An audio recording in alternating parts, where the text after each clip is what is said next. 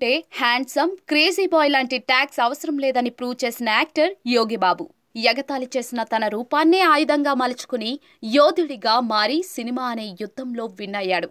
అవమానాలను stepping stones గా వేసుకుని star comedian come హీరోగా ఎదిగాడు.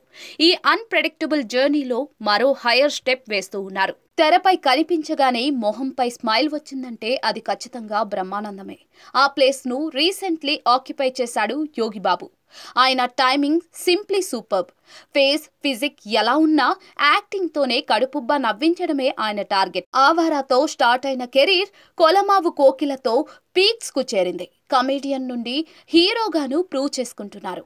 కేవలం తమిళ ఆడియన్స్ కు మాత్రమే కాదు, డబ్బింగ్ సినిమాలతో ఓవరాల్ అన్ని ఇండస్ట్రీల్లో పాపులారిటీ దక్కించుకున్న యోగి బాబు మరో మైలురాయిని తన ఖాతాలో వేసుకున్నారు. చెన్నై ఎక్స్ప్రెస్ తో బాలీవుడ్, రీసెంట్ హిట్ గురువాయూర్ అంబల నడాయిల్ తో మాలీవుడ్ లో సక్సెస్ అయిన స్టార్ కమేడియన్ త్వరలోనే టాలీవుడ్ లో తెరగేట్రం చేస్తూ ఉన్నారు.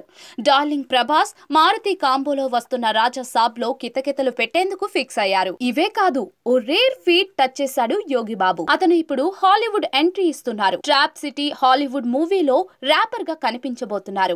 Recently Trap City trailer release చేయగా స్టెప్స్ వేస్తూ న్యూ లుక్స్ లో షాక్ ఇచ్చాడు యోగి బాబు. టెల్కే గణేశన్ డైరెక్షన్ లో కైబా ఫిల్మ్స్ బ్యానర్ పై తెరకెక్కుతున్న ఈ మూవీలో జీవి ప్రకాష్, నెపోలియన్ లాంటి స్టార్స్ యాక్ట్ చేస్తూ ఉన్నారు.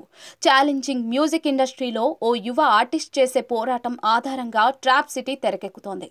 తిరుచిలో పుట్టి పెరిగిన టెల్కే గణేశన్ హైయర్ స్టడీస్ కోసం అమెరికా వెళ్లి అక్కడే ఓ వ్యాపార సంస్థను స్థాపించి నెక్స్ట్ హాలీవుడ్ నిర్మాణ రంగంలోకి అడుగుపెట్టారు. అంతర్జాతీయ వేదికలపై ఇండియన్ టాలెంట్ యాక్టర్లను ఎస్టాబ్లిష్ చేసేందుకు గణేశన్ కృషి చేస్తూ ఉన్నారు. గతంలో ఓ మూవీలో నెపోలియన్ ను పరిచయం చేసి వెలుగులోకి తెచ్చేందుకు గణేశన్ కృషి చేస్తూ ఉన్నాడు. ఇందులో భాగంగానే ఇప్పుడు ఈ స్టార్ కమేడియన్ యోగి బాబును హాలీవుడ్ లోకి తీసుకెళ్లబోతున్నారు. ఇండియన్ సినిమాలో నవ్వులు పువ్వులు పూయించిన యోగి బాబు హాలీవుడ్ లో కూడా ప్రూవ్ చేసుకోవాలని ఆశిద్దాం.